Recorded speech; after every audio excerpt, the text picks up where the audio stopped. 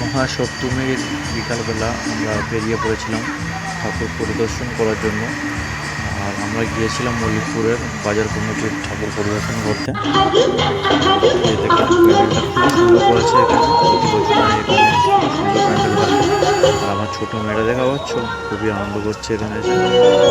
আমি গিয়েছিলাম আর বৃষ্টি হওয়ার জন্য আমরা খুব তাড়াতাড়ি ওখানে গিয়েছিলাম, জানি বৃষ্টি হবে তার জন্য বাচ্চা মানুষকে নিয়ে গিয়েছিলাম খুব তাড়াতাড়ি।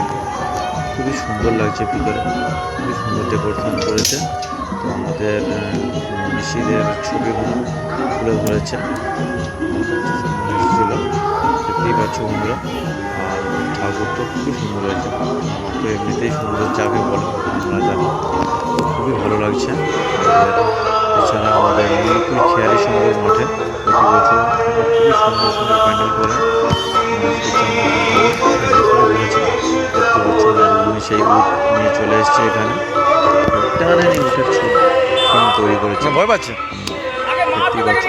খুবই সুন্দর প্লেসটাও খুবই সুন্দর করেছে। যে সমস্ত প্রতিচ্ছবিগুলো খুব ভালো লাগছে, খুব সুন্দর লাগছে।